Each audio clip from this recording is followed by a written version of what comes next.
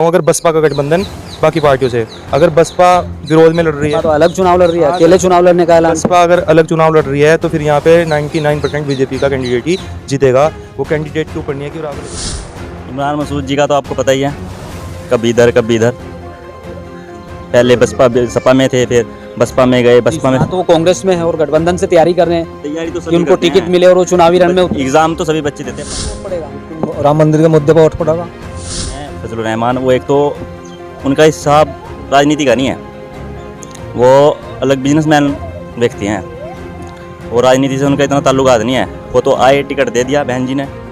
विधानसभा के गांव नौगांव में मौजूद हूँ और तमाम लोग हमारे साथ जुड़ चुके हैं। ऐसे में 24 के चुनाव की चुनावी जंग धीरे धीरे दिलचस्प है और लोगों से बातचीत करते हैं। आखिरकार 24 के चुनाव को क्या कहना चाहेंगे? जी भाई साहब, क्या नाम है? मेरा नाम चंदन झा है, मैं नौगांव से हूँ, साकुमरी क्षेत्र से। जी भाई, क्या लग रहा है? 24 का चुनाव नजदीक है और सहारनपुर पर बात करें अगर तो यहाँ से सिटिंग सांसद हैं हाजी फजलुर रहमान, तो कैसे लगे उनके 5 वर्ष? देखो जी, 5 वर्ष में तो उन्होंने दर्शन तो दिए नहीं यहाँ आकर, ना कुछ हमारे क्षेत्र में कुछ विकास करा उनके। मतलब अगर हम इसकी बात करें फजलुर रहमान की, सांसद है मौजूदा और 5 वर्ष उनके हो चुके हैं। एक बार मतलब यहाँ देखने भी नहीं आए एक बार 5 साल में। वो तो कह रहे हैं निरंतर विकास हुआ है 5 वर्षों में। अब विकास तो होता रहता है, 5 कागजों में तो कुछ भी विकास होता रहा है। बहुत बड़ा है जी, जिले में 7 सीटें हैं विधानसभा की। सहारनपुर लोकसभा सीट में 5 सीटें आती हैं। हाँ, विधानसभा की 5 सीटें हैं, उसमें से एक बेट है। ठीक है, बेट में तो विकास हुआ नहीं। वो संसद कहते हैं लगातार विकास की गंगा बही है पूरे लोकसभा में। जो यहाँ से सांसद जी हैं फजलुर रहमान, वो एक तो उनका हिसाब राजनीति का नहीं है, वो अलग बिजनेसमैन व्यक्ति हैं, वो राजनीति से उनका इतना ताल्लुकात नहीं है। वो तो आए, टिकट दे दिया बहन जी ने, लड़ लिए और जीत भी गए गठबंधन से, बस वो है। तो इस बार 24 में क्या लग रहा है? एक तरफ राघव लखनपाल बीजेपी से तैयारी कर रहे हैं, तो दूसरी तरफ गठबंधन से टिकट की जुगत में इमरान मसूद भी लगे हुए हैं, तो क्या देख रहे हैं? इमरान मसूद जी का तो आपको पता ही है, कभी इधर कभी इधर।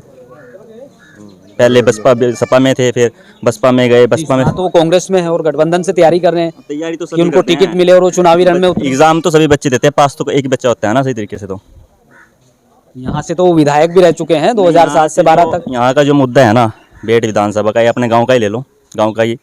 यहाँ है पार्टी को सपोर्ट, यहाँ कोई कैंडिडेट से किसी का ताल्लुकात नहीं है, चाहे वो इमरान जी हो, चाहे हाजी फजलुर रहमान हो, भाजपा वाले हैं सब यहाँ। हाँ, तो बीजेपी से है, भारतीय जनता पार्टी प्रत्याशी बीजेपी से आएगा तो उसी को वोट दिया जाएगा, चाहे वो हिंदू चेहरा हो चाहे मुस्लिम चेहरा हो।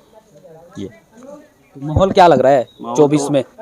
तो बीजेपी जीतेगी। तो आपको भी सबको पता है, हमारे साथ तो आप जानते हो, घूम रहे हो हर क्षेत्र में, माहौल तो आपको दिख ही रहा है। सब ऐसे मुद्दे सरकार ने हल किए। आज गठबंधन भी बन गया ना बड़ा। 70 से लेके राम मंदिर तक का मुद्दा हल किया है सरकार ने, वो आप सबको नजर आ रहा है। बस उसके मुद्दे खत्म हो गया, मुद्दा ही नहीं है सरकार के पास और विपक्ष के पास भी नहीं है। तो राम मंदिर बना दिया मोदी जी ने, प्रसन्नता है? हाँ, प्रसन्नता है, जब तो खड़े हैं आज यहाँ पे।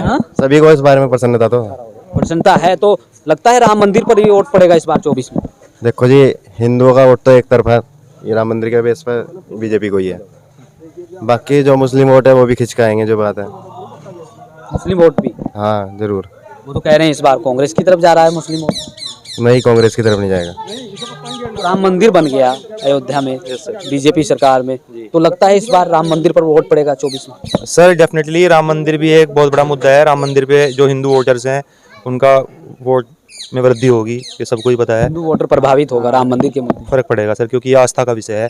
अगर हम किसी पर्सनली कैंडिडेट से बात करें, किसी को आस्था के ऊपर वोटिंग का प्रभाव पड़ेगा और इनकी वोटिंग में वृद्धि होगी, पर ऐसा नहीं है। देखो बीजेपी पार्टी है ना, कोई ये सांप्रदायिक पार्टी नहीं है। इसमें ये नहीं कि हिंदू मुस्लिम वाला विवाद, मैं नहीं मानता ऐसा है, क्योंकि देखो सब धर्म बराबर है।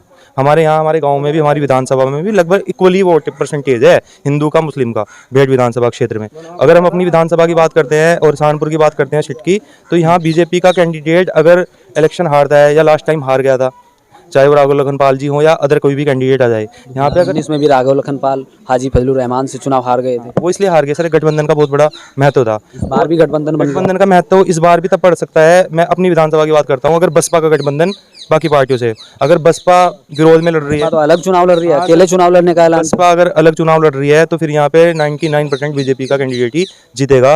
वो कैंडिडेट के ऊपर नहीं है कि राघव लखनपाल हो या अदर कोई भी कैंडिडेट हो, क्योंकि लोग जी से बात करते हैं। जी, क्या लग रहा है? राम मंदिर बन गया तो प्रसन्नता है?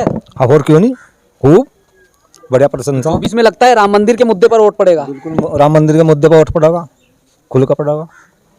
आस्था का। राम मंदिर का मुद्दा जो है 24 में विपक्षी पार्टियों पर हावी रहने वाला है। हाँ बिल्कुल, विपक्षी पार्टी के वजह है ना हावी रहेगा। हिंदू वोट वो चाहे यहाँ का नहीं चाहे कहीं का भी है, हिंदू वोट जो है ना राम मंदिर के मुद्दे पर जो हावी रहेगा। 24 में वोट राम मंदिर के मुद्दे पे ही पड़ने वाला है। बिल्कुल पड़ेगा, राम मंदिर के मुद्दे पर ही वोट पड़ेगा।